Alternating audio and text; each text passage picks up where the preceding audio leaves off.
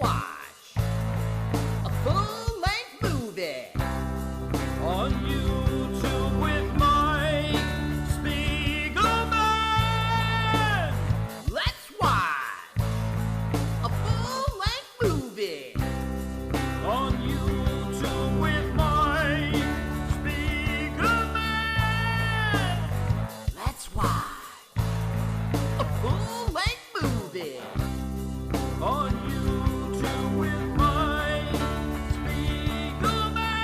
Hi, this is Carl. I'm Mike's friend. I wrote this song.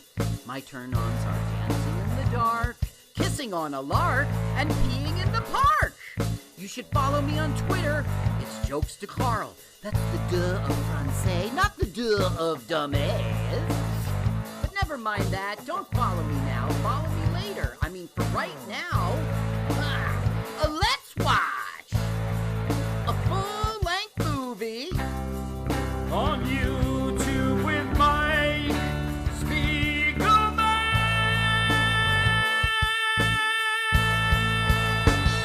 Welcome to LWAFLMOYT.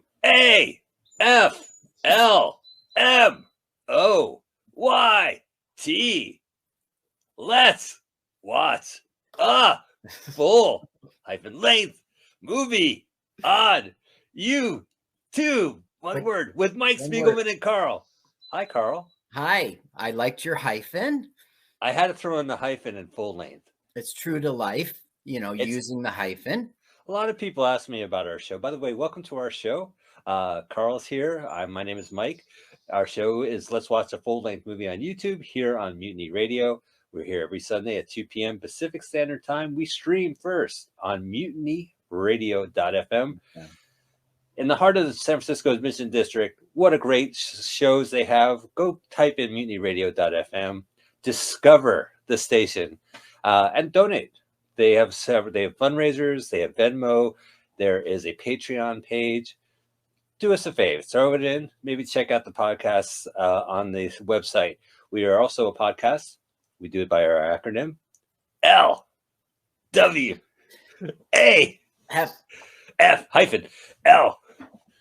MOYT. You can find us on any of your podcast subscriptions, and we also have a YouTube channel. We watch a full-length movie on YouTube. We talk through the entire movie. We want you to watch the movie and listen to us at the same time. If you don't have that patience, just go to our YouTube channel where Carl has meticulously synced up our podcast to the movie we are watching. Carl, what is the movie we are watching this week? Today we will watch The Christian Licorice Store. Yes, we're going to do that. The Christian Licorice Store. Now, licorice is L-I-C-O rice. L-I-C-O-R-I-C-E. That's not a 1971. Okay, so we are going to go, and which channel is this movie on? We like Dino Luca Maria Carboni. Oh, all right, with the accent? Dino Luca Maria Carboni. Luca Maria Carboni is the subscription channel on YouTube that is hosting the licorice. No, not the Chinese liquor store, the Christian Licorice Store. Man, I have 4 questions already, just for the 4-word title.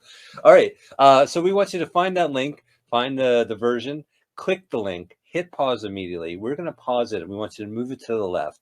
And when you hear go, click go. Well, we're very excited. We have a celebrity comedian who will say go as part of our feature Celebrity Comedian Countdown. This gives you a chance to find the movie on YouTube. This gives you a chance to learn about a comedian and hear them count down. A celebrity comedian. That's right. We've had some good celebrity comedians, Carl. I don't hear them before we record, but I was just listening to our most recent episode, and I don't know. This shit's interesting. You're pretty good at this shit, dude. Yeah, I know what to ask, and I know who to ask it of. And of course, the best interview I've ever done is Andy Quinn. Oh, yeah. You can find it. It's very easy to find what movie and who our guest star is by going to the website and taking a guess, because our podcasts are listed by the date we broadcast on mutinyradio.fm. All right. Take it away, Carl. Good evening, ladies and gentlemen, and welcome to Celebrity Comedian Comedian Countdown, this time with Johnny Hollywood. Johnny! Hey, Loud Dog, yay! Okay, so you are a for real ass comedian. You've been on Impractical Jokers. We've seen you on True TV. One of the things I'm impressed with you about is even though you're a real comedian out there doing gigs, you have the balls to show up at all these open mics. Try out your new material, mingle with these open micers. Yeah, I guess I do that. Now, one of the things I'm impressed with you about is you have this incredible drive to be in stand-up. I mean, you don't even have a day job. Who says you need a day job, Carl? If you have a drive to be a stand-up comedian, usually it's important that you don't have a day job. That way you're up at night, you're available, you can be out there and working on it every night. Yeah. Mm-hmm. Yeah. Paul, No Filter Paul used to tell a joke about my wife says I don't see her anymore. And I'm like, that's great because I'm only doing comedy 8 days a week. At one of those gigs, I think it was in not Garfield, it was in Elmwood Park. I sang the Beatles song 8 days a week. It was right. Paul's Got a Good Marriage because he's out there doing comedy 8 days a week. Yeah, very good. That got a roar, but it was an inside joke, right? Sure. That's a lot of the problems with open mics. A lot of it gets inside. It gets really cliquey, and the guys don't have any ambition to do more than that open mic. They become professional open micers. You should definitely be spreading it out and going to as many different open mics as possible. I mean, I used to drive literally like 45 minutes to an hour, sometimes 3 hours, just to go to a different open mic. Okay, so now it is time for everyone at home to watch this movie with us. They got to press play at the exact time as we do. So let's hear a paced comedian countdown with Johnny Hollywood right now. 3, 2, 1, go. Oh, let's crank up the music. I got the audio. Oh, we want to give a shout. I really... Is that the Lincoln Tunnel or the Bay Area after the Golden Gate Bridge? No, it's a New Jersey comic. You've seen a lot of tunnels, right? Yeah. You got to go with it out. Oh, my fans, it's a bridge and tunnel crowd. This looks like Marin County, north. When you take the Golden Gate Bridge, you have to go through a tunnel. Right, and especially the hills, how they're all barren wilderness. It's California. This must be a metaphor or a simile. Well, I don't know. You see, the beginning of a film is supposed to give you atmosphere and mood, but we're really not coming back here. We are getting atmosphere and mood. It establishes this California. There's a tunnel that you go, and at the end of the tunnel, it looks like someone got fucked up. There's construction. Danger. Yeah. So it's symbolic. What a ballsy little director. Well, this guy, you should like him. He directed half of the Monkees episodes. Okay, I like him. Well, he done then Pop Sensibility. And that has to be Los Angeles, right? Oh, how barren. It's got to be LA, yeah. Okay, now we're about to see the end of the film. Oh, like in Vox Lux Fox. Have you seen that movie? It's good. Guess no. Vox Lux. It starts at the ending and it rolls the end credits at the beginning of the film. Vox Lux. VOXLUX. And I'm sure I got the title wrong. Look out, dude. DeLorean's going to get fucked up. Yeah. Now, look, it's not the construction site we saw a minute ago. Oh, we got psyched out. They showed us the wrong tunnel intentionally. I think that's a stunt man. Yeah, that's a stunt man. That's not Beau Bridges.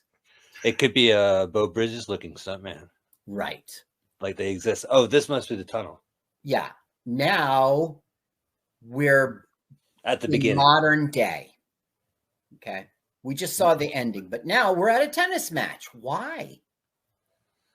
Oh, and there's Beau. Right. Now I'm sure that like there's a vendor who's like, licorice, get your licorice. Get your available every Sunday. Not available. Meat version not available on Fridays. Right? They don't sell beef jerky at the Christian Right. liquor store on Fridays because Not there's on no meat. No. It's Lent. This guy fucked up. He's a professional tennis player. Carl, cut to the chase. What the fuck is a Christian licorice store? I'm not going to cut to the chase. God. All right. As an audience member, I'm intrigued. You named your movie. We're waiting for the licorice vendor. You know, when you go see tennis, they always come around. Licorice. You could get Twizzlers. They frown on it, but you can. They frown on it. Yeah. Now when I first saw this movie, this is 4. Okay. I thought it was Jeff Bridges. Well, Bo Bridges is a handsome man, and he was a handsome man as a young man as well, as you can see. Yeah, he definitely, he still looked like he did, at the height of his popularity. But I thought it was just a super young Jeff Bridges. So I incorrectly watched the beginning of this film because he turns his face. It's not Jeff, it's Bo. So I was looking at him like he was young. Well, we haven't seen the opening credits, so we don't know which Bridges this could be. So you were probably like, seen this film. All right, you've seen this film 4 times. I've seen it once. Okay. Once. Okay. Did I make heads? All the reporters are like, "You won today. Give me your scoop." Now it's just overkill for the reality of how many people would be there. Okay. I mean, think about how many sports magazines are here. There's Sports Illustrated, Sports Monthly, Sports Weekly, Daily Sports, the Daily Sports Racing tip sheet. There's Illustrated Sports of. Oh man, it was rough before Sports Illustrated. People had to read text-only Sports Monthly. Oh no! Oh God, what a headache! Pictures, right? Well, sometimes they would use the letters to make like a tennis player, like using a creative. It was on that purple paper. Yeah, right. Yeah. Mimeographed, stapled. It was part of the Print Center thing. So he's the mentor? Okay, so this guy is a former tennis star, and he is the coach. Okay, his name's JC, and he'll be a big part of our film. In reality, he's a guy who was in silent films and made the transition into sound, one of the few who actually did it. That's cool. Yeah. What a cool guy. So we're actually being introduced to him from one of the talkies he did later in his career. Right. Now his name's Gilbert Rolland. He's Mexican, and he stopped in the 80s, but he started in the 20s. Wow. Yeah, I'd love to check more of him out. He was in the Cisco Kids series. That was a big deal.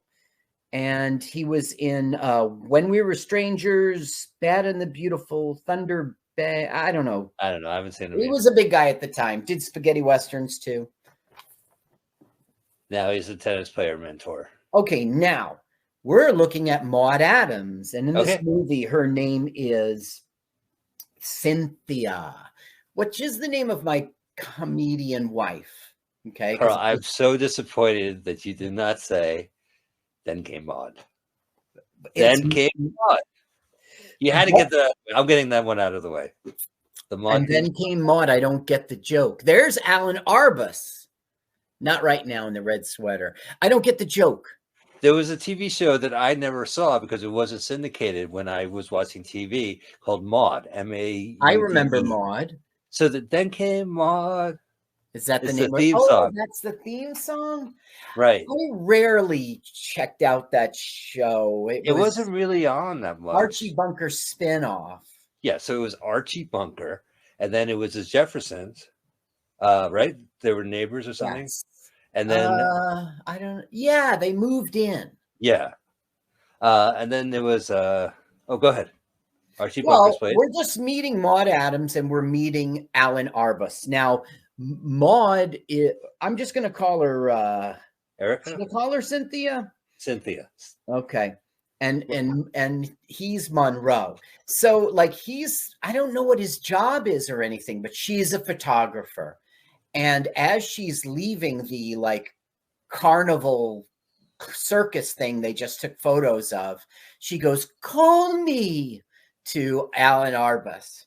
So we're introduced to him as a love interest of Maude, okay? Alan Arbus, right? So that's like Barney Miller. right? I don't know. I've seen his face. I Well, know. we saw him in Palace, Gunther's, Greaser's Palace. Oh, Robert Downey Sr.'s film. He Greaser's was Palace. the Jesus character who came down in the parachute. Yeah. Oh, great. Oh, yeah. Oh, of course. He was on the Yeah. fucking poster. I gotcha. I remember him. Now, this is a Hollywood party. And Carl, I've only seen this once, so I have no idea. But I figure that these are all real Hollywood people because half the cast are actual directors, like good directors. That's exactly right. This is the director called in a lot of favors, but mostly the producer, the executive producer, called in a lot of favors.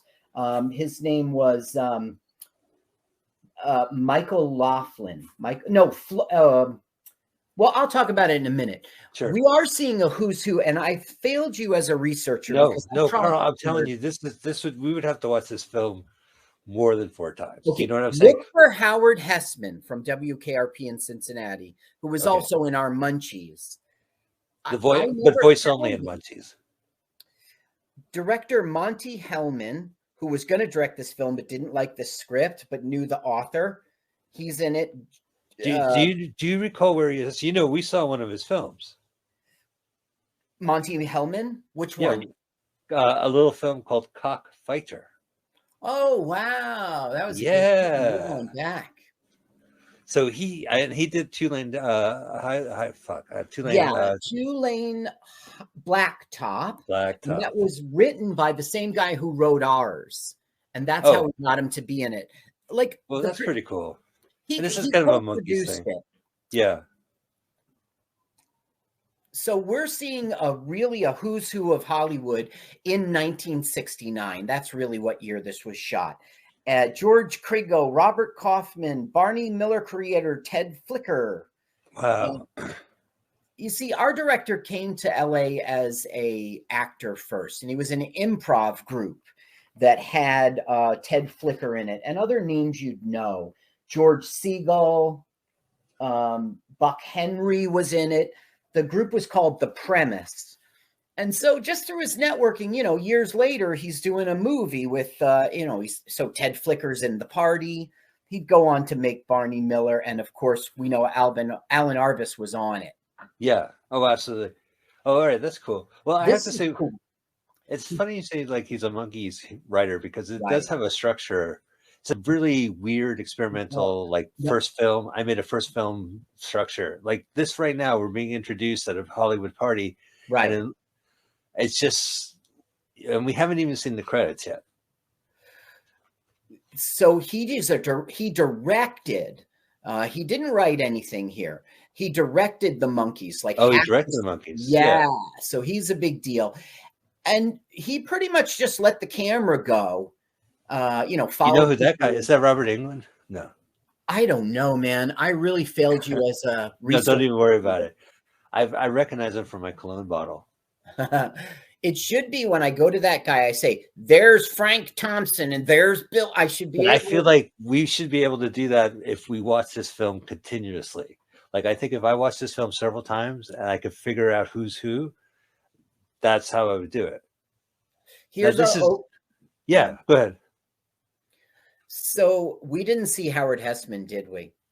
I don't know. So this is interesting. Good thing of the director. Here's our opening credits. It's 12 minutes into the film, and they're like, the viewing of our film will be in the projection room downstairs. And now we're seeing the credits of our film. It's pretty cool. But it's our film is the character who's in the audience. The movie opens with the characters in the audience watching their own film. Right. With the actors, two of them. Yeah. Yeah, but these are real names.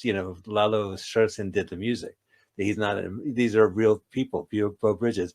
So I don't know. Like Carl, I think this is a great stunt this director did. By pulling this, having you're in Hollywood, you're gonna die in Hollywood.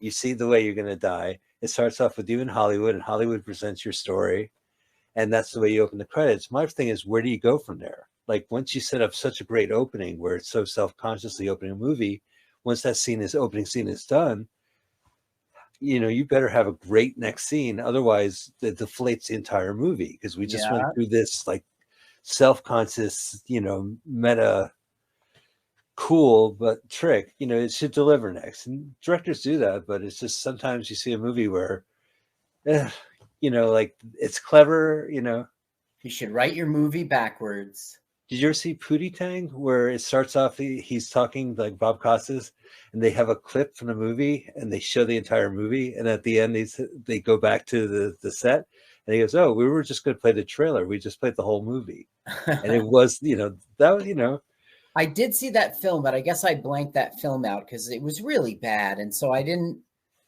like. Like it's not just a bad reputation. You watch that film and you're like, I don't want to watch it. You want to leave. Okay, so now we have the inciting incident. Okay, and it's kind of late in our film, but boy meets girl. That's what happens here. This movie is about their relationship. Yeah, I think they have chemistry in this movie, right? I mean, like they're gonna. I like Maud Adams, and young Beau Bridges is good. And they were sexually attracted to each other in real life. Oh. Yeah. Sources, anonymous sources say on set. Well, I mean, people extra. Bridges says it. The director said it. This one woman called up the director and had a phone interview with him about this movie. The guy was 85 years old in Palm Springs. I don't know what year this was. Maybe he passed on. I'm not sure. But that interview really gave me a lot of insight. Oh, no shit. No, yeah. Did he talk about, was it theatrically released or was it just in film festival? Well, I mean, he didn't really talk about that. He was a little embarrassed about it. Its theatrical release was horrible. First of all, they didn't like the movie and they sat on it for 2 years. This thing was shot in 1969 and done. The film opened November 24, 1971 at the Paris Theater in Boston, 4 theaters in Detroit. It was also in 1971 screened in Greenwich Village. Huh. That's it. And it also never came out on DVD or VHS. I know, that's the crazy part. I'll tell you how I found this film. I was looking for another film, and I believe it was on the channel, the Dino, our friend Dino channel. And I as I do, I always check the channel's videos. What else? Yeah, what else do you have? And there was this, and I couldn't believe it. Look at this, Mulholland Drive, right? Right. I don't know if it's Mulholland Drive. I don't know. It has to be. It has to be. It has to be. You're a Los Angeles native. You remember this. Well, sure. I lived in growing up in Los Angeles. Yeah. You lived off of Mulholland Drive. You can still see your tent over there. Look right there, your tent, right off the side of the road. Where do you live in Los Angeles? Off of Mulholland Drive. The good old days, you used to be able to hang out that Hollywood sign and drink bourbon. Oh, yeah, nowadays, right. Okay, this was filmed, it says in Houston, Texas, and I think that's the trip. But William Pereira's LACMA and theme building, Johnny's Coffee Shop, all LA, Pacific Coast Highway, Soledad Canyon, Morro Rock. I didn't get down to the specifics. I didn't find them of like, okay, they're on Mulholland Drive now. But they're in Los Angeles. They're not in Texas, right? Right. They're going to take it. They're going to separate for a trip. And I guess he goes to Texas. Right. So what's happened here is everyone went downstairs to watch the film, but not Maud. She on purpose bumps into Beau. That's what I'm saying. The characters get to see a movie about themselves, but they leave and they don't watch the movie. No. If had they stayed, they would have realized they're going to die in that tunnel. No, they never went to the movie. No, he was in the audience. But he saw Maud. He's like, I like that. I'm gonna go check out this lady. And he gets up and he leaves his own movie. He stayed for the title where it said Beau Bridges. This movie's intense. So they hook up there and he goes, didn't you want to see the movie? And she says, I wanted to wait and see what you did. Like, letting him know. I mean, they're just met, right? And he goes, well, did I make the right choice? And she goes, I think so. So they went to cook at her house and now they're going to become a couple. But they don't eat the food, right? They won't eat the food. Well, how do they cook for nothing? Hey, come on, you want to come over to my place? I'll make a dinner. Yeah, sure. What's for dinner? I don't know. Yes. Some carrots. I don't want to cook something. Of course, they have a candle. They sat on this movie because this movie has like a vibe of like, this is my first film. Yeah. You know, but it takes so many great hits, swings, you know, like even, you know, it's cool. I don't know. It does do some good things. Now, there is a dream sequence. It's the best thing about the film, I think. When we get to that scene, I'll tell you. Okay. In the dream sequence, is there a Christian licorice store? All right, I'll just tell you. There's a guy who's a song, like a folk singer kind of person, like one of those singer-songwriters with the guitar, and he's in the film. He's got a song called Pleasant Street. Pleasant Street, okay? It says, the lyrics are, you don't remember what to say, you don't remember what to do, you don't remember where to go, you don't remember what to choose. You wheel, you steal, you feel, you kneel down, and all the stony people walking around in Christian licorice clothes. I can't hesitate, I can't wait for Pleasant Street. That's it. Christian licorice clothes became Christian licorice store. There's no reason. So the lyrics are about a guy who feels alienated from people hating him, but he doesn't care about your moral clothes. And that's what he's about. That's the Bo Bridges thing. This is what he never saw. He should have stayed for they should have stayed for the movie, like, and they would have lived. You gotta figure it out. Okay, the guy who wrote this and was a producer is called Floyd Mutbrooks. Vroom vroom. And he picked the name. You remember the Hollywood Nights in 1980? Yeah, right. I haven't seen it. I know of it. Oh, you never saw it? Okay. Oh, I think I read about it. Go and find Hollywood Nights. You should see that. So I think he was still in. All right. He's still in. So anyway, he made that film. That's okay. I won't go on about him. It's just that he had a big part in making this thing happen. Oh, look, it's Wilson from Castaway. Yeah, it's his first ever. This is his premiere film. He's not credited. Not credited. Okay? Well, yeah. I mean, ironically, it is like tennis racket. He said, like, yeah, can I at least have my name in the movie? And they said, all right. Vaughn's, Johnny. Oh, multiple Johnnies. Look at that. I bet that place does not exist. So now we're having a montage of two men about town. Let's get some roasted chicken for $1.25. And I think all they're trying to do is say, this guy's his mentor. He's right by his side. He's his partner through everything. Look, they're reading the newspaper in a diner. I'm so glad I went to this movie. I never have a chance to see that on the big screen instead of walking by it on the street. Did you see Marmaduke? That was really funny. You see how he was swiping? Like, even though it was a manual thing, like when you turn the pages, when you read the paper, you were swiping. We invented swiping. Well, you notice that he went to the very corner and pulled it because it was like dog-eared already. Right. Yeah. Then eating a hot dog and then going to a payphone. Yeah. Now, Maud Adams was a model, and she only had eaten a hot dog because the director said, roll them. You know, she didn't eat hot dogs. At this point in my life, I would not eat a hot dog and then go to a payphone. I would probably like pace myself. I would not walk into a payphone with a hot dog. No, maybe I'm older. There, Stan Lee. Itchy guy. A Stan Lee cameo. Almost every film. Barbie Twins. Hugh Hefner having a beer. Now, Maud Adams was she was a model, but she broke into film pretty quick. She was in Rollerball as the love interest, not the love interest, like a sort of wife of James Caan. Yeah. Yeah. She said, honey, where are you going? Right. Yeah, I'm just going to go outside. I'll be right back. Yeah, You're going to go rollerball. No, but that scene, he let her go. She was She was I don't remember that movie. Oh, okay. But really, she was a Bond girl.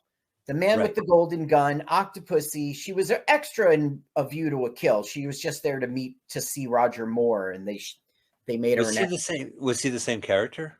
No. Was he Octopussy? She was okay. I saw Octopussy. I don't remember that movie. She was the only actress to play a title role in a Bond movie, which she did in Octopussy in '83. Boom. She played secondary Bond girl in The Man with the Golden Gun. And she was visiting Roger Moore, and they just put her in the film in The View to a Kill. Nice. Okay, so they met each other at the party. They had a little, sex. Uh-huh. Then we saw a day of the two of them apart, and now they're taking a drive together. And we're going to now meet the legendary director, Renoir, Jean Renoir. Jean Renoir. Now, the thing is, the credits don't say France, like this was a filming location, but I mean, this is France. I don't know. Interior?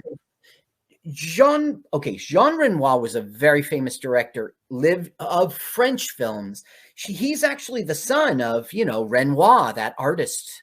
Yeah, and the only film I know of is this Grand Illusion, and I don't even think I've seen it. Yeah, La Grande Illusion, 1937. Rules of the Game. No. Yeah, really, for Monopoly and Scrabble? I love his work. I'm very familiar. And, his Citizens of Catan was genius. So the executive producer's wife was a family friend of the Renoirs in France. She was like a French lady, a Claudia, blah, blah, blah, blah, blah. And so they just asked him. He called in all these favors. He agreed to do it. I can't see him flying all the way to LA to do it, but this was the last major motion picture he was in, even though its release was so pathetic. This is his last. And he's just talking about life. Yeah, he's talking about a book he's writing, and he's complimenting Maud on how pretty she is. And he's saying that he sees the two of them being a couple, and he goes like, marry her. You will be happier for all your days. Go ahead, listen to him if you want. Okay. Marry her. Live the rest of your life with her. About tomorrow, about today. I will talk about you in my book. I guess that's the beginning of it. I'm witnessing now. See, there's the talking about them being together. Wait, go ahead, keep it up. But to have the limitation and to stay on the screen, you should also walk a little bit in real life together. This is just one take, and you're going to put it in the movie. It's a single take. I'm not going to reshoot my conversation. Chicken. C'est pas l'enfant. Allez. That's a beautiful hat. I really like it. You like it, eh? Yeah, that's really nice. Oh, let me try that. Let me see. How do I look? Wow, fit. That's wonderful. You don't need it. Hey, how come that tree is so strangely shaped? Because this tree died. You know, the big trunk, which is so beautiful in the middle, is a dead tree. And this tree, even being dead, had a certain lust for life. Now, you're right about the scene. It was a one-take scene. It was completely improvised. The only thing the director wanted was Jean Renoir in his Pierre-Auguste Renoir in his film, sort of like bragging rights. So he talks about it in that interview in his retirement home. Jean Renoir was a favor. He's like a Picasso, one of the great men of all time, a great filmmaker. So we were allowed to be in his house for the afternoon. That's why I think it's in France. Makes sense. You're the one of the partner. And that's not a secret. Now, be on the lookout for Colonel Henry Blake. The internet tells me this is his first film ever. He plays a character called Smallwood. I never saw him once, and I saw this film 3 times. The Renoir thing, I saw this once when he was talking. I was really interested, like he was talking about them, but then I realized like he's a famous person, Right. he's a famous director, and he's made better movies. It's the same thing as Monty Hellman. It's like it just, and then I'm like, I get back to what he's saying, and I have no idea what he's saying because he's just rambling about. So that's what I was going to bring up, but I'm sorry about that, Carl. Now, this guy also did the Muppet movie. This director. Oh, great. So you see, he would go on to do great things. Now, the thing is, he directed 58 episodes of The Monkees, and then he shot this film. He's only 33 years old here. He would go on to do like Cagney and Lacey, Smallville, Judging Amy, Ghost Whisperer. You know, he was out there. Oh, yeah, check this out, Mike. His father was Fred Mertz in I Love Lucy. There you go. That's his dad. That's how I know. That's his connection to Renoir. Then he's like, oh yeah, I'm a big I Love Lucy fan. My favorite is that unhappy couple. They would walk into the house together. But that's my dad. Now, we never saw Fred Mertz's bedroom because they slept in the same bed. They weren't in separate beds.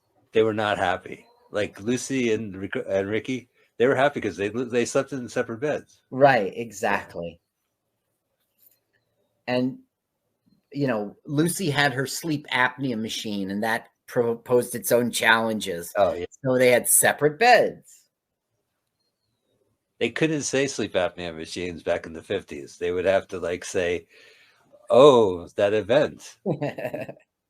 Very controversial. It was the first sitcom to bring it up. Now, this is really like, I don't know. I think we're supposed to think of it as like their relationship, them sharing. But in truth, it's Beau Bridges talking about his childhood. Like, okay, now they're going to separate because Beau is going on a trip. And so she'll be home alone while he is, I guess this is when they go to Texas, while he plays a match.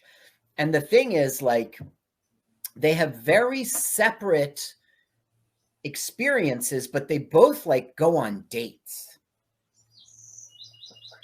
Are there birds over by you? Oh, do you hear birds? Yeah. Yeah, they're always around. I had the windows open. The whole neighborhood could hear me. Now, look, you remember airplane food? Right. Yeah, you get it with a side of wine. I guess they're in first class, but people don't know that in coach, you would get a meal. You would get a sort of TV dinner kind of meal. That's a very TV dinner looking meal. Yeah. Well, they got a lot of anemones. Look, there's a pay rotary phone right behind them. Like now, if you what want he's saying is like, they want you to do a commercial. And he goes, should I do it? And he's like, you know what? I mean, he was a tennis player. He's not a manager like, yeah, he wants money. He's more of a manager. I don't know if it's a real person in the real world, but he's advising him not to take the commercial, just focus on tennis. Like a Wheaties box? Yeah, that kind of thing. I think it was for a hairspray. He goes, I don't even use hairspray. And he goes, I know, that didn't seem to discourage them.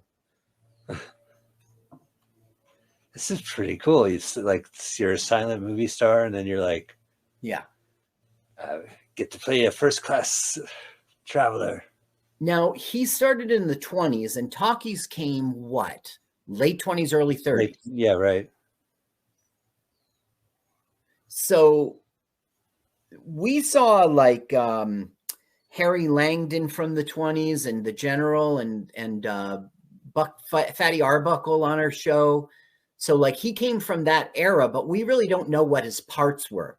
It might have been that he wasn't a star and he didn't have a problem to transition to talkies because he wasn't one of the stars of silence. And he has a good voice. Yeah. Yeah. Oh, there's another Wilson. It ripped his head right off. Poor Wilson. Ooh, I always wanted to know what it was like to play tennis in the early 70s. Oh, late 60s. Yeah, this is 1969. Yeah, You have to wear eyes out sweater. right. No, It's tennis. yeah. Boing, boing. Good taunt. Yeah, these bands feel good. Everything looks all right. Now, the Oh, right. wife of this executive producer, she also got Maud Adams to be in this film. She did a lot for this movie. When I watched this film, and I only watched it because it looked like a talkie. I just wanted to make sure I knew what they were saying. But Uh-huh. he goes, okay, M or W when they're picking who serves first. And Oh, then right. and then he spun the Wilson racket. So the W turned into an M while it spun, and then it stopped, and it was so and so. I didn't even notice. I noticed that the very first time I watched it ever, but I forgot about it. I didn't even notice that other times. And it's kind of weird. I guess that's a standard thing. You would know if you were a tennis person, right? Right. Do you think everyone here was excited playing extras in the Christian liquor store? They signed a release form. There was a craft service table. Here's another thing. Before the match, they're friendly lobbing a ball together, volleying a ball. Does that sound right either? In tennis, I don't know. I was very disappointed in my first tournament when I went there. I was like, oh, I thought there was going to be sets. Like I had my list. I you was had ready. your 5 minutes ready. Yeah, yeah. There's no sets tonight. And Yeah. whack! Whoa, he got him. He got him good. Golf clap. Well clap. Okay, he's winding up and pitch. Oh, he got him. A lot of the stuff so far in this film is impressive. That shot of the plane going up and the fact that Beau Bridges is playing tennis. Like, What? how many actors would be like, okay, I'll play tennis. I'll learn tennis for a role. I wouldn't. Money's money. He was young. Yeah. Maybe he knew how to play tennis.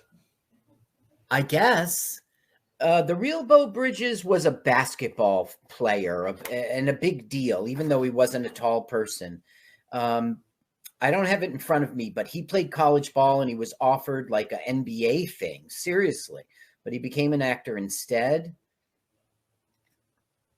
All my write-up about him here is all about his family, Who's his dad? Who's his brother? Yeah. Whack. Ew. Oh. Gross. Oh, phew. Let me get out of here. Whoa. Now we're with Maud, and who should be there but creepy Monroe? Now, Monroe is a jerk in this film. Like, she's like, call me. He's trying to like get in her pants, but at the same time, he nags her. It's weird. Looks like he's trying to get into her wardrobe. I mean, they almost match. Oh, he berates her. Yes. No, berate means like, basically he criticizes her. You smoke too much. You need to make I don't know. He badgers her, and he's on a date with her. It doesn't make sense. See if it works, I guess. Not going to work. Now, Beau is... Oh. Okay. You see JP's making notes. It's JC. JC's making notes. His name is Jonathan Carruthers, JC. I thought he was scratching a scratcher. Oh, you thought it was... what's a scratcher? Like one of those lottery cards. Oh, he's doing a scratch off. Well, he's got a pen. Oh, yeah. So he's writing. And find a quarter. Beau Bridges is like fucking up in this match.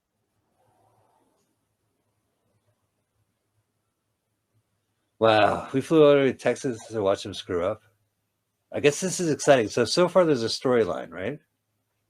The storyline is boy meets girl. So the storyline so far is this guy's a up and coming tennis player. He's got a good mentor, coach person. He meets a girl. They go on a date. It looks like they're going to get together. They meet Renoir, and now they're separated. Now, when he gets back, it's the first time he's a little mean to her, you see.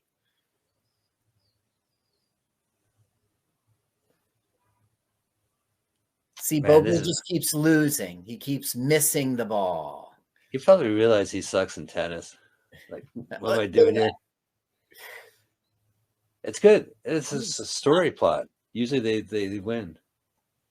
Right. We've seen that before, like the bowling film we saw.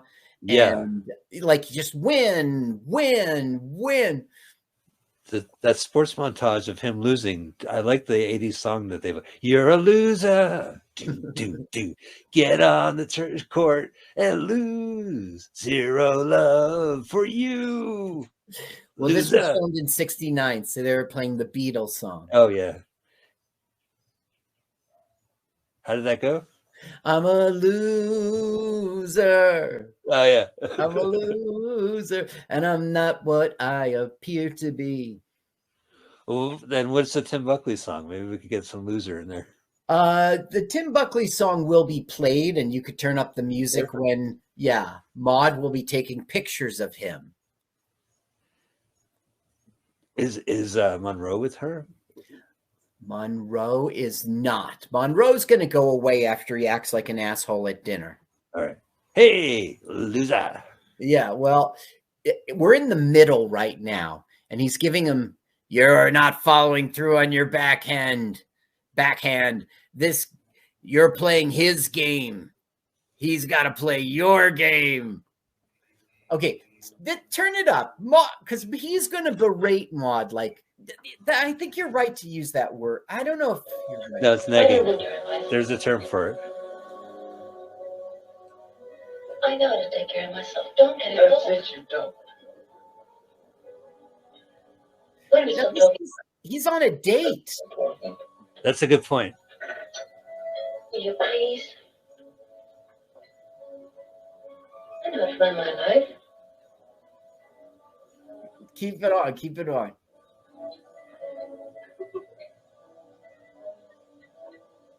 Say it.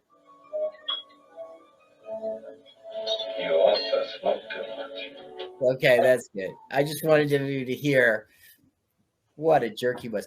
But look, now I failed you as a researcher. I cannot find out who that man is on stage. It looks like no problem. This place is so weird. Okay, I've only seen this film once, but it's like a nightclub or a guy's house or something. So, no, it's a nightclub right here. I guess the Hollywood House Mansion. But yeah, it's cool. It's like you have a dinner, you have a brandy. You sit down, and there's a brandy waiting for you, or you sit down on a table and someone left. You drink their leftover brandy. Right. Yeah. It's so much cheaper your night when you do that. I usually look for those bottle service. Like if someone left a bottle, I would sit on that table and then it's easy because you could just drink from the bottle and you're actually helping them because it's a lighter bottle to take off the table. That's very true. Yeah. I'm for the common man. So he's having a much better night than she was. There's Meatloaf, I guess. Oh, it's a horrible song. This is back when he was Tuna Helper.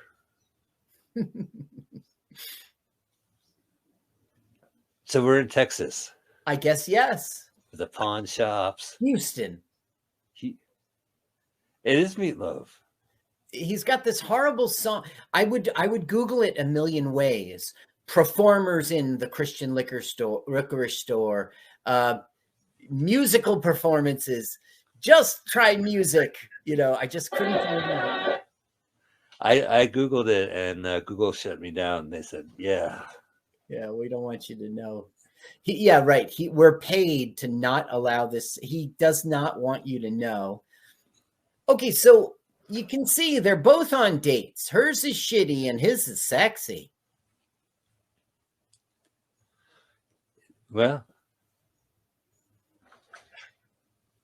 must be attracted to losers. Now, did you see that her boobs were used as flotation devices? You see them on a trampoline, and that's really before, like, America's Home Videos, right? Right. Everyone would get their asses kicked on a trampoline.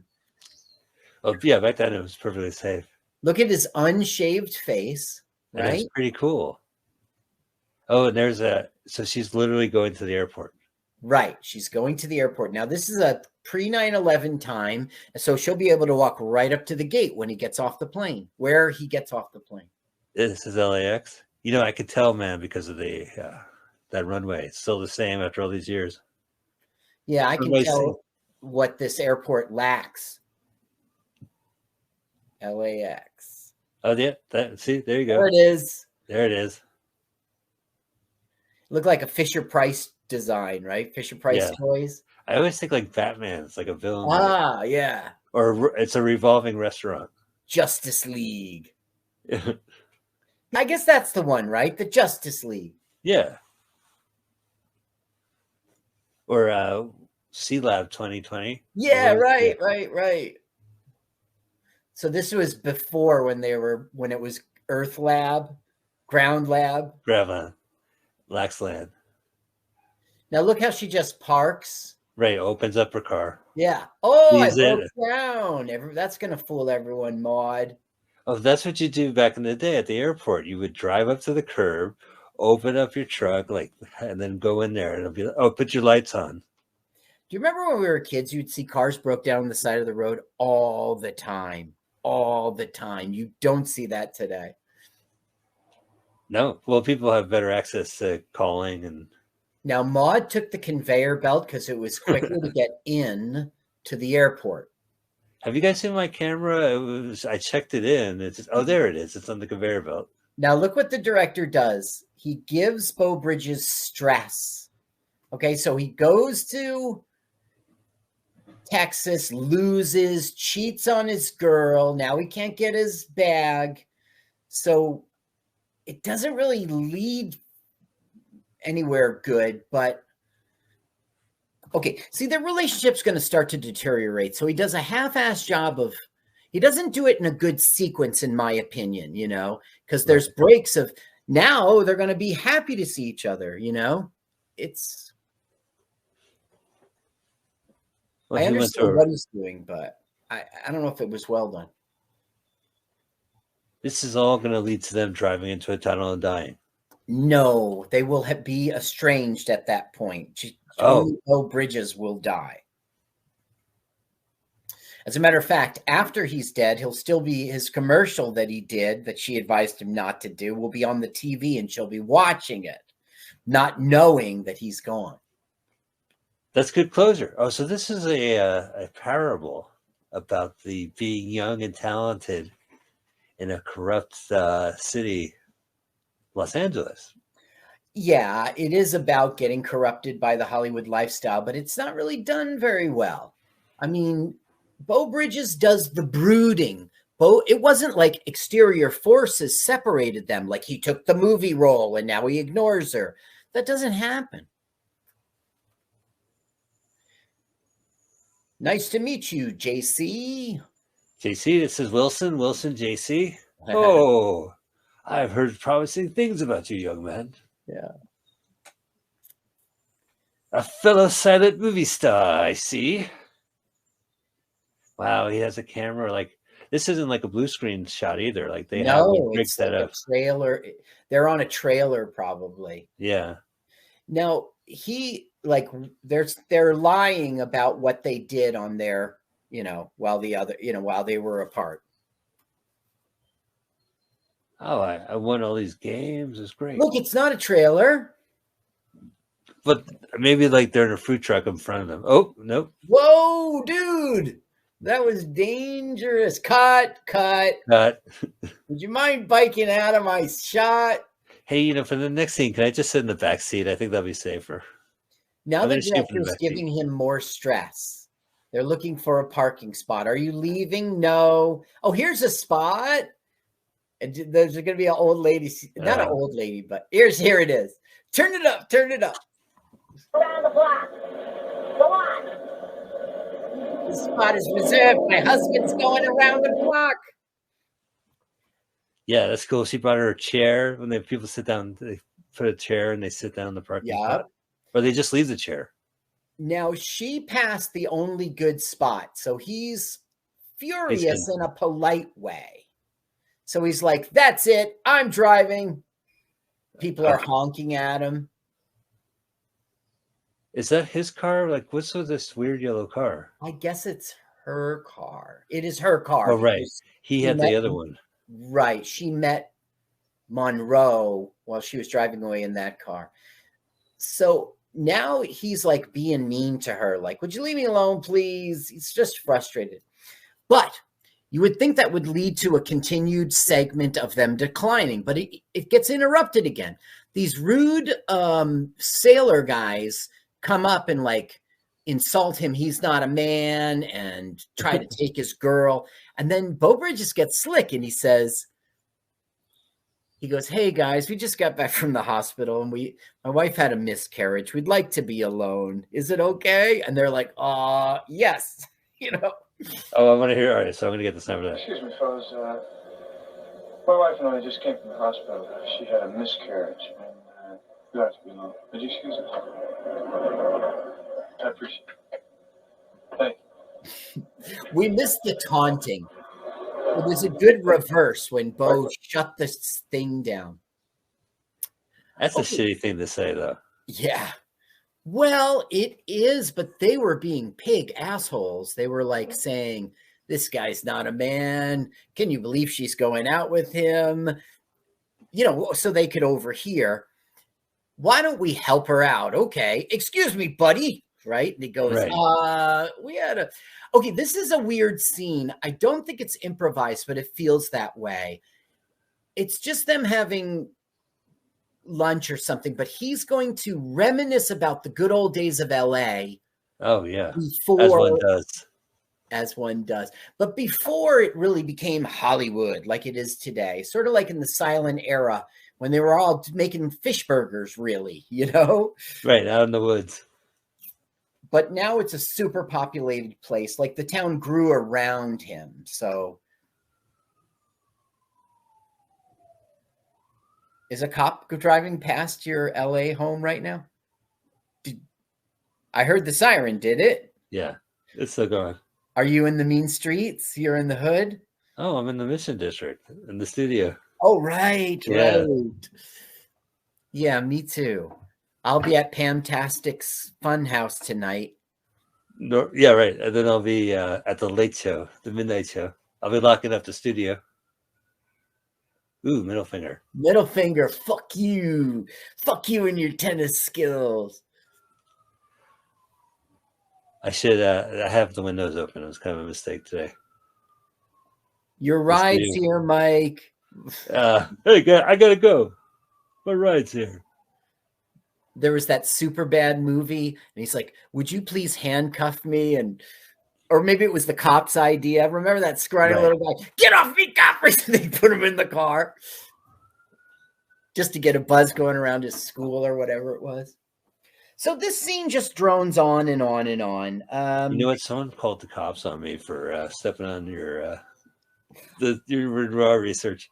That was good. Yeah, I just felt like this is another example. Like they just let this guy go, and he does these great stages, and then the static conversation. You're just like, well, yeah, he believes that he was making a European style film, and like a lot of the internet believes that too. But I just kind of don't see it. Where I think I have some flowery language about that somewhere. By the way, Laverne and Shirley were going to be on this film. They ended up in the cutting room floor. He didn't know who he had. He had both Penny Marshall and Cindy Williams in very small parts in this film, 5 years before Laverne and Shirley. But they didn't make it into the film. They were cast out of the store. Clearance. But the thing is, if Laverne and Shirley appeared in the same film, this would have been a talking point. You know what I mean? Yeah, I'm sure people would know this film. They would be on the cover of Right. the box. It would Starring have a Penny Marshall resurgence. and Sidney Williams. So JC is done remembering the old days. And so he goes, well, I was planning to die this evening, so I really must get to it. So now he's gone off to die in his sleep. We'll never see him again. That's right. Well, I guess their relationship is better. Yeah, see, that's the thing. Now it's good.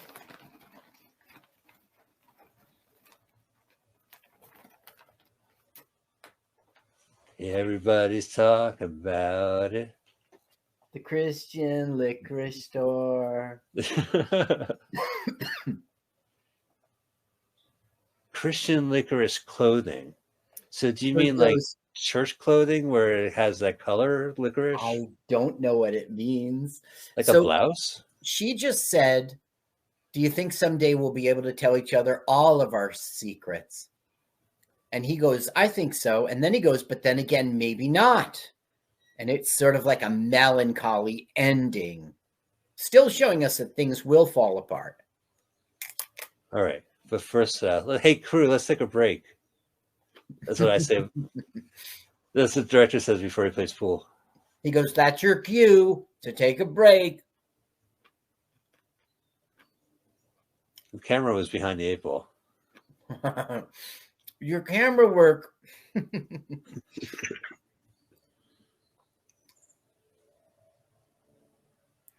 Okay, so here they are in like the doing it scene, but it's after. And she's like, the best things in life happen when you're naked. But like he's distant and he says stuff like, can you leave me alone, please? But meanwhile, he's all kissing on her and I don't know.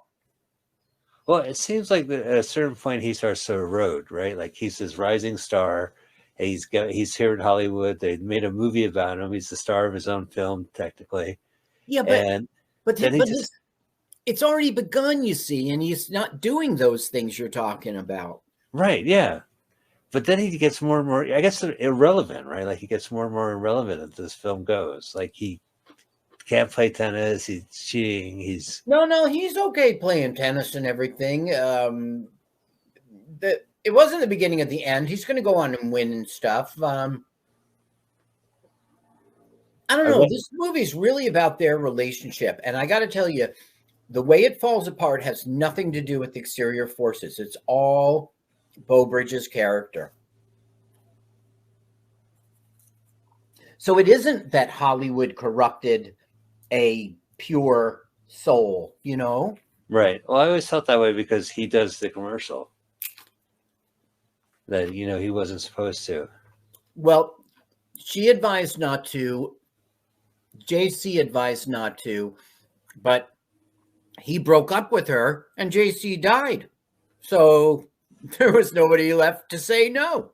He really did die? Like they just like had post-coital conversation about the death of like, oh, that was fantastic. You were great. Hang on, let me catch my breath. Hey, did you hear the news? JC followed up on his and died in his sleep.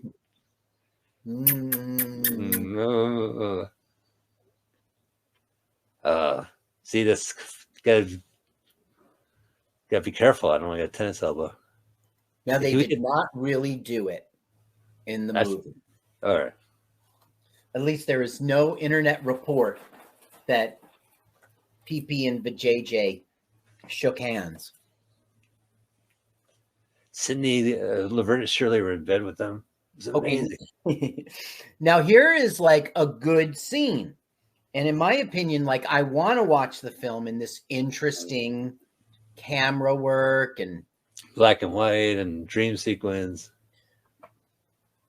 See, it's under pressure. Yeah, he created 80s music videos.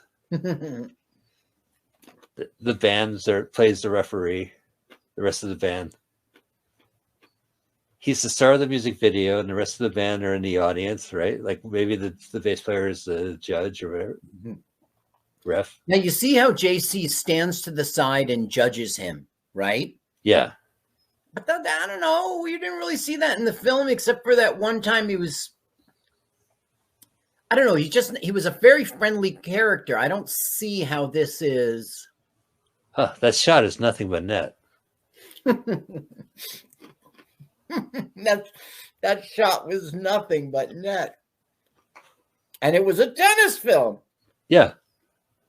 Look at him. Look at him. Oh, is he dead? Oh, yeah. So whose dream did we watch? JC's or? Yeah, we were watching JC's dream. As he dies. Right. As promised. He promised he would die in his sleep. He didn't promise the dream sequence. That's the trick. You got to under promise and over deliver. Over deliver. That's it. He's gone. We're seeing pictures of his life. Mexican hat. Now she will inform Maud. I mean, he. Hey, Wilson.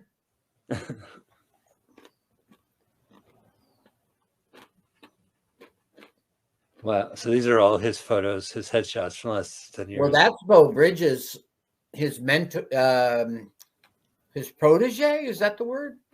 Oh, I gotcha. Yeah. Ooh, so bright. There's his pink robe, right? The stylish. He was just going to walk into his mentor's bedroom. Well, who? Beau Bridges? He's nowhere nearby. Oh. This is like across town over in Dead World. So this is just a cameraman being artsy about it. Oh, yeah, he made a full circle and showed pictures of his life. Oh, she walked in and found him. I got you. No, nobody found anybody. Oh, she got the news. So the cameraman did it. The cameraman killed JC. And then shot a music video. He shot an Aerosmith video. Wow. Funeral. You know, Hertz is #1 in car rentals. Yeah, when Budget heard that news, it hurts. Oh, that's a good movie. Okay, thank you for watching. Oh, damn. Damn it. Right, he has to die at the end. Pacific Coast Highway. Now you see that car and you said, maybe he's going to die. Maybe he's going to die. But nope. Nope, not DeLorean. Huh. Okay, so the guy playing the guitar in this, I forget his name, but he made a really big deal about it on his website. Like this was the greatest thing ever. You'll never even see his face. Wonk, wonk. Gee, wonk. Strum. Right. I knew of a bag. You see his nose? Yeah. Yeah, that's all you're going to see. On his website, he's like, I was in a major motion picture, the Christian liquor store. Also at Frank's Garage and Pizza Shop on March 27th. I'll be at Bazurga's open mic on March 44. I'm going to check him out. He was in that movie, remember? Christian Liquor Store? Christian Liquor Store, yeah. Oh, Licorice Pizza? No. Not Licorice Pizza. Oh, no, not Licorice Pizza. It played in the Village for one day. Right. It was screened in the Village. Now, it was released in Texas and where was it? Boston. Paris. Yeah, Boston. But, I don't know. There are no budget numbers on this film that maybe that's not true and I just didn't write them down, but this film didn't make money. It just spent money.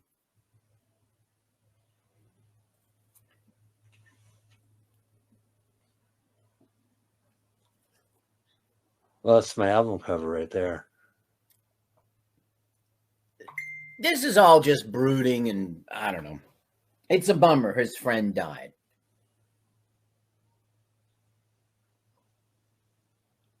I just got on Facebook Messenger. Look who died and a link. That's Don't do it. Don't do it. Don't do it. Yeah, tomorrow I'm going to get a thing that said, sorry, guys, I was hijacked.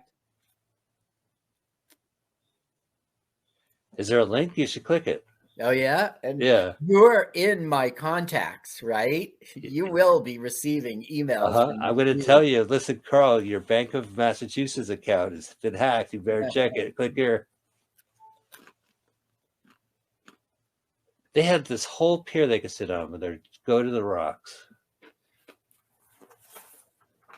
It's all very boring. Yeah. Well, that's the thing about this film is like I feel like he loses interest, or like the movie loses interest with him. It does. I mean, now she'll be asking him, "How do you feel about JC?" And he'll freak out. Don't ask me how I feel. Because he's a dude. Right. So there's a little drama at that moment, but other than that, this is just walking around, remembering, talking about JC. The guy who wrote this music, right? The score by composer Leo Schifrin, who you called out in the credits. He wrote the theme for Mission Impossible. I knew I recognized that name.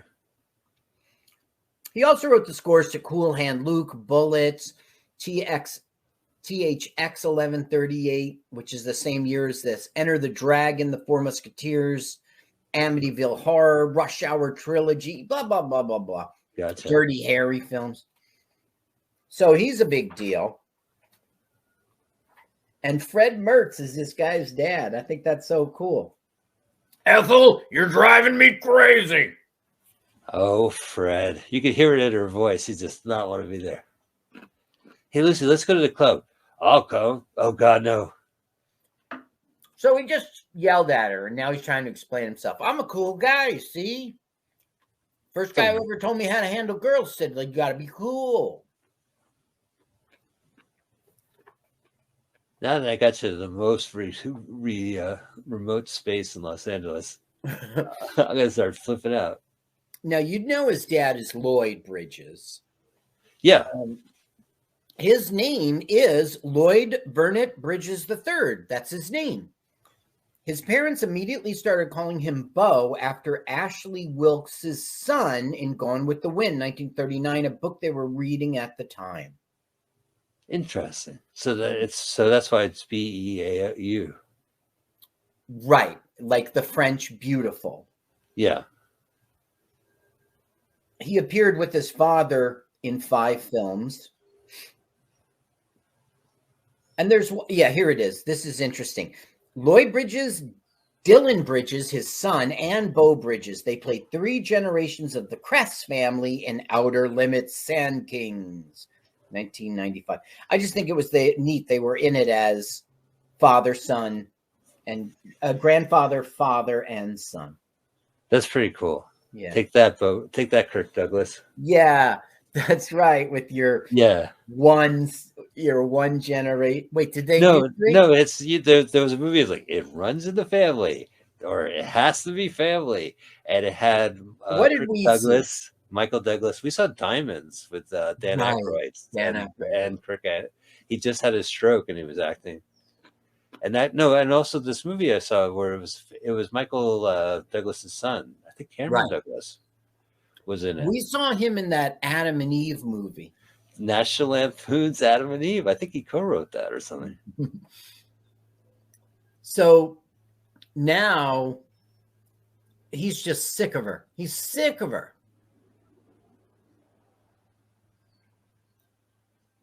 Whoop. Yeah, that's what I'm saying. Like, he doesn't want to be in this picture anymore. But you see, he's sick of her, but not because they said, come out to a Hollywood party tonight. And she goes, I don't want to go.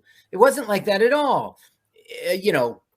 Where were you on Friday? I got a last minute offer for a commercial. There's none of that. It isn't really what the internet talks about. He's corrupted by Hollywood. He's not. He decides he doesn't like her on his own. His manager just died and he's all bummed out. But he's going into the bathroom to hide. He doesn't have like vodka under the sink.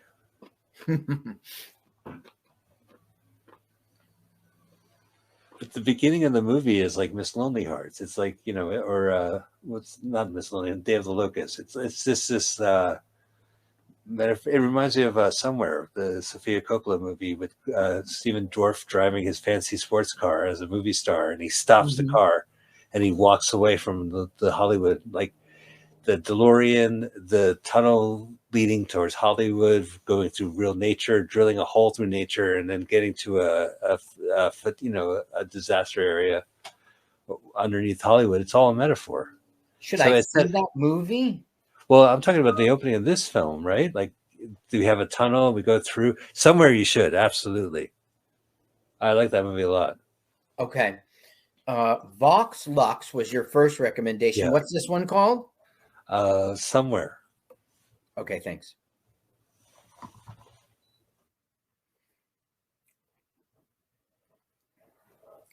Yeah, it's good. It's Stephen Dorff as a movie star, and so that's the Hollywood metaphor.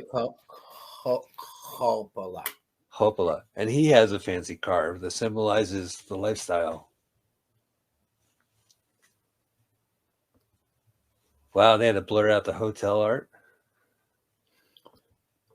Wow, really? I didn't know. Well, sometimes with YouTube, I'm like, I love this digital. I love how dark this movie looks. And I'm like, oh, I think it's YouTube. Look, she knows he's lost his interest.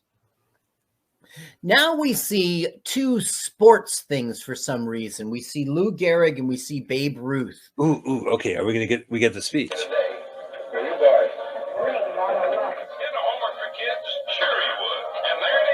I mean, that's coming up in the second segment.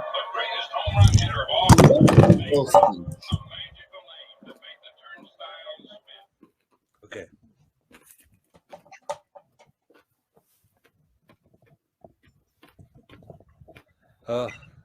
Love baseball. Yeah, and Babe Ruth was a hell of a woman. So this you would figure you'd watch something but like tennis, but not him. Right. Now here's Lou Gehrig. Oh, here's the speech.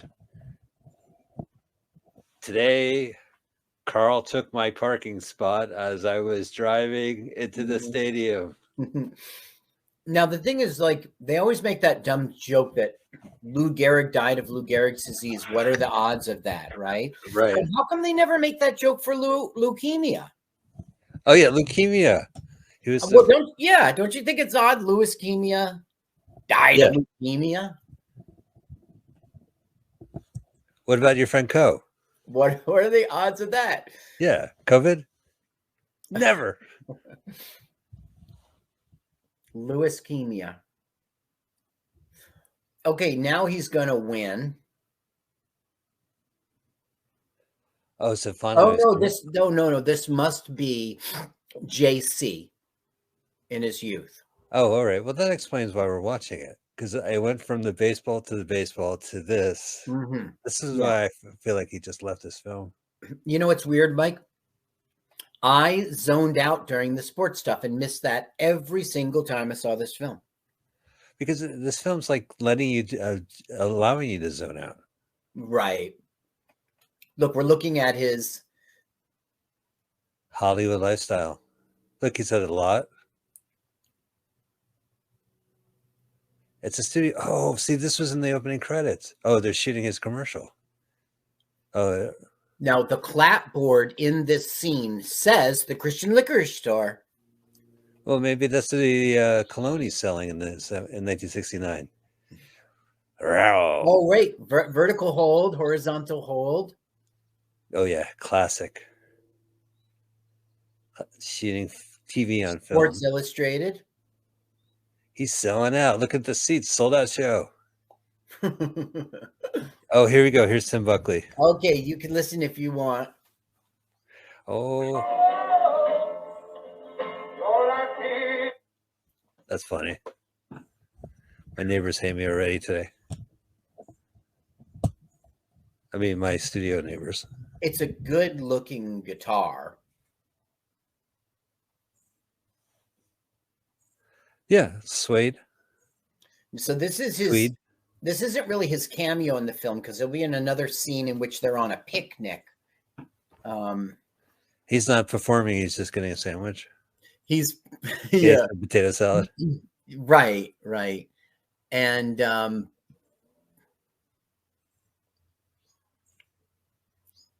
Maud's not taking any pictures, and he finds it peculiar. I just saw him take one, but he'll say that at the end. She's taking one right now. Yeah, I don't know why, though. That's what... Yeah, I guess right now she just looks at him and he says that. Look at smoking in the studio. That's so stupid. Right. Well, even with the big lights like that. She looks so glamorous. You would just smoke anywhere. Remember, you would absolutely. All right, turn on the keg lights. You want to smoke? Yeah. Ugh. Put on some pants. Some of the greatest things happen when you're naked. Maybe that's why they're showing this scene. I don't know.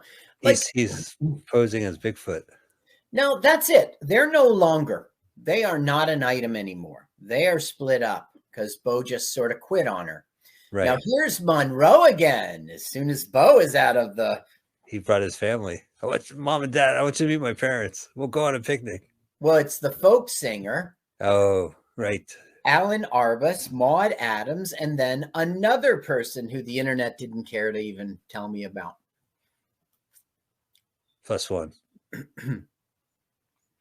So, of course, Monroe asks, I heard your friend was in a movie. And she goes, I don't know. We haven't talked to him in a long time. Like, they're all split up now. That's the folk singer. Right. Mystery woman. Oh, the old carousel. Mm-hmm.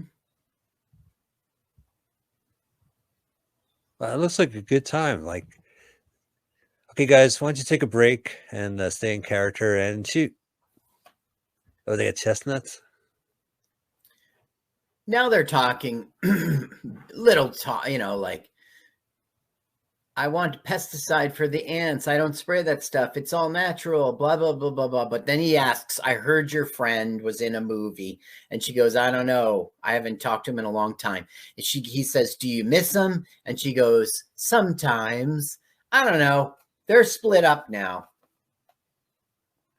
It doesn't really lead to anywhere. We don't understand why. And like, he stopped seeing Monroe. So I guess if Bo is gone, she will be back to Monroe. I don't know. Well, I don't understand. Like, this movie is about him. I mean, it's their relationship and stuff. So that's why we're seeing more of her right now. But yeah, finally, that's the thing. This whole movie is about their relationship from his perspective. We're seeing them apart. We're about to get an acid trip. Right now, we're going to get a trippy. I think the dream was much better, but. Right. That's what we're going to get. This is a drunken night out. It's a drunk. Is he tripping?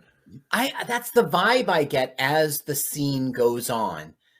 You see what I'm talking about? Yeah. The director's doing that kind of. But the thing is, he is at a Hollywood party, I guess. But Hollywood didn't make. He broke up with Maud for no Hollywood reason at all. But he's not practicing tennis right now. He's going out. Right. And if he's tripping on acid, then it's not cool for his athleticism, right? Oh, man. That looks like a tough room to perform at. The guy tap dancing in the living room. Yeah. You know, tap dancing is just as cool as being a mime. You know what I mean? Like, it's not really entertainment you hire anymore.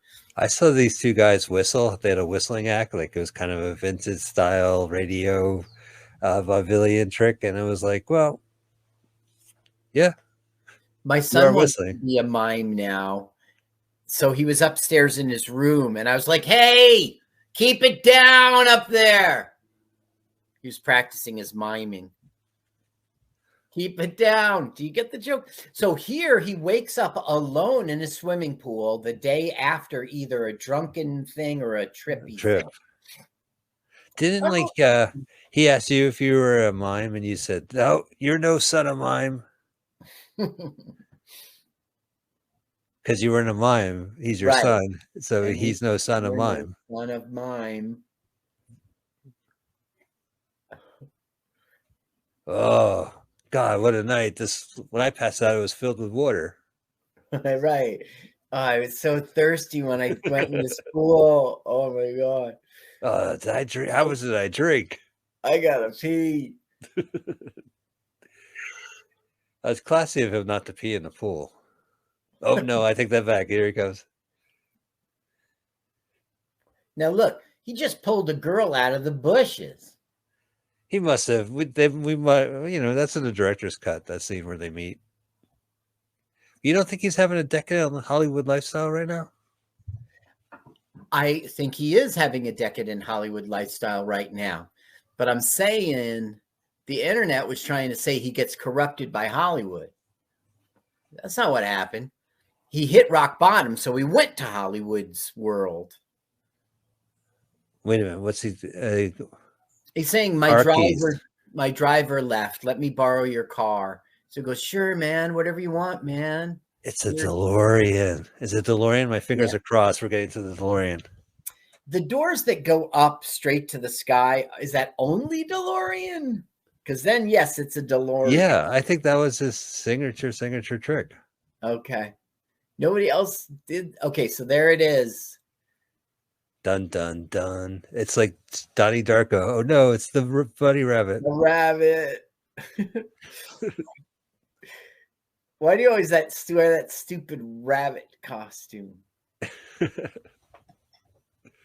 Do people drive DeLoreans like that? Like, does that feel cool? I guess it has to. Otherwise, they wouldn't do it in the film. It looks like it's going to be a plane. Right. I saw one of those. A car can transform into a plane, but you had to stop and click it all into place. Well, yeah. I mean, you got to put the wings. What you do, like the model kit. So our movie's going to end now. There's Beau Bridges, not a stunt person. He likes to drive these vintage. He gets a chance to drive all these vintage cars around. Yeah. I guess that's Beau Bridges, not a stunt person. Wow. So Bridges is entering a tunnel. And screech, we hear. We don't even get to see it. We hear a screech. Early 70s ending. Oh, here's the commercial. Hey, oh man, my balls are shaft after a match like that. That's why I use talcum powder. Talcum powder is good. It stays on the short and curlies and soothes my testicles after a great match. Whether it's Wimbledon Open, US Open, or just go to ShopRite. Johnson cancer-free talcum powder keeps your balls feeling light on the court like a good tennis player. I went to the US Open. They were closed. Available at all Christian licorice stores. Speaking of which, that was Christian Licorice Store with Beau Bridges and Vaughn Adams. Let's take a moment before we even just see there's Monty Hellman. Gilbert Gottfried, the late Gilbert Gottfried. Gilbert Gottfried. Giljo Renoir. There's some movie people. Larry Gelman, that's a movie guy. That's the writer of MASH, right? He was the assistant director. But there's I thought that was like Mark Mardikoff, some Hollywood producer. Oh, here we go. Let's take a look. Yeah, let's see if we can find the MASH guy. There we go. Mike, do you see Mike Medavoy? Yes. He's produced like every film you've seen. Like he's a real Hollywood producer. He was in the party scene. Yeah. That's why they all had lines and stuff. It's kind of like, you ever see that Orson Welles' last movie where it takes place at a Hollywood screening? Sugar Bear. No, I didn't see it. What's it called?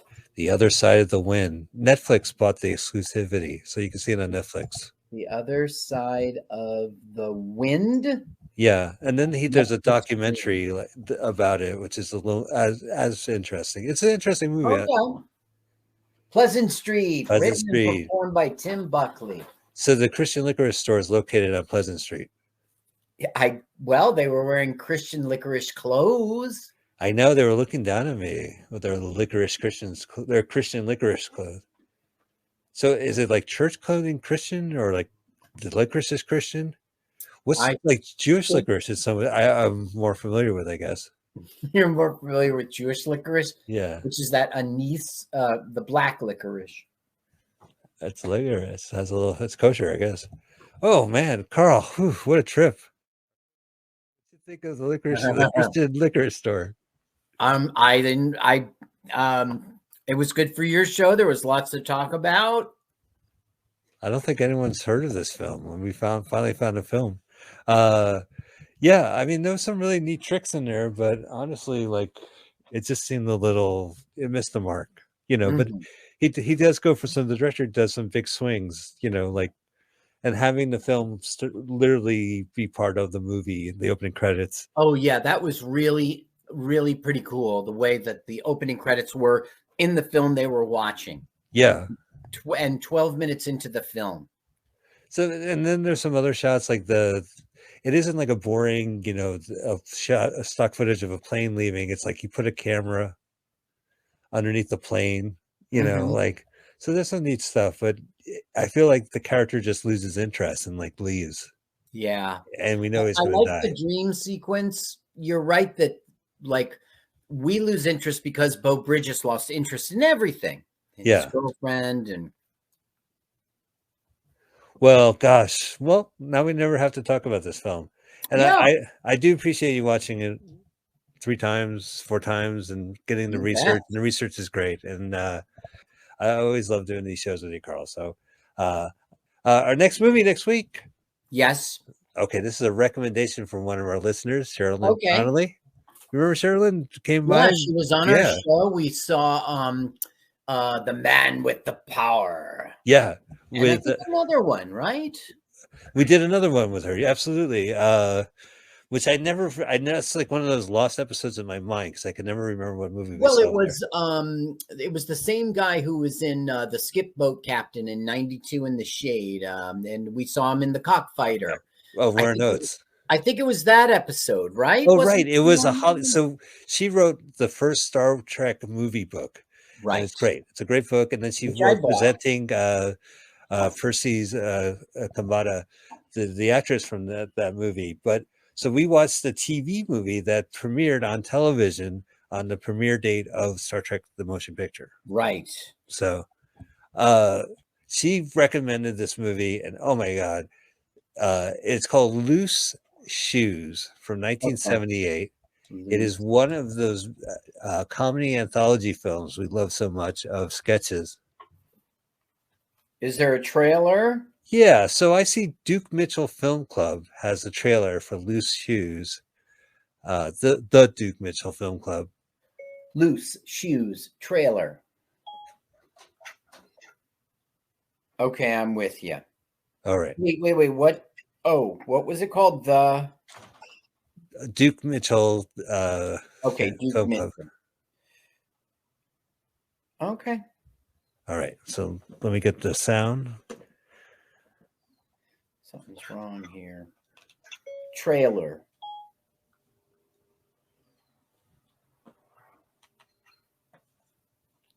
All right, ready? Yeah. 3, 2, 1, go. It's gonna take a leak, Carl. They came empty-handed, but left with a fistful. My dad had that. Invasion of the Penis Snatchers. There's a movie that makes Mel Brooks's humor seem sophisticated. Woody Allen's statuesque. It's Loose Shoes. I got the music. Full frontal nudity. Wow. Bill Murray. With Bill Murray. I know trailer. What the hell is this crap? You call this quiche? It's slap. And it's bouillabaisse. It's nothing but tripe. That's right. Who made this chocolate? It's a prison scene where they're complaining about the fancy food. WKRP's Howard Hesman. Who we just saw in the last film, although we didn't. So when did this trailer was made? This Buddy Hackett, J.C. Morgan, Avery Shriver without Burns. OJ.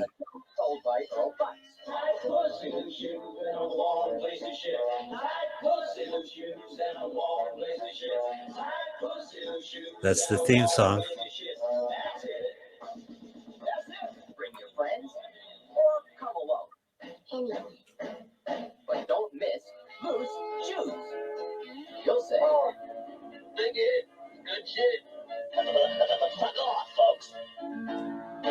Oh, is it over yet?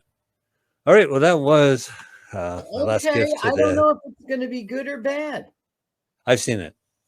It's a VHS rental staple where it has a box. The box has Bill Murray's face on it. You notice that trailer must have been made in the 80s for video release. Trailer it's like 1980. This is from 78. So you think the trailer deceived us? It's not going to be good? Well, I think the trailer was like after this movie, like, so they're like, hey, there's one scene with Bill Murray, and there's another scene and also Avery Shriver's in it and Buddy Hackett. Yeah, right, I think look forward to seeing it. We'll see if it's any good. I have seen this movie before, so I can. It's not good, Carl. Okay. All right. We'll handle it. All right. Well, thank you, audience, so much. I hope you enjoyed our show, and we will see you guys next week. Take care. Let's watch a full-length movie on YouTube with Mike Spiegelman. Let's watch a full-length movie on YouTube with Mike Spiegelman. Let's watch a full-length movie on YouTube with Mike Spiegelman. Hi, this is Carl. I'm Mike's friend. I wrote this song.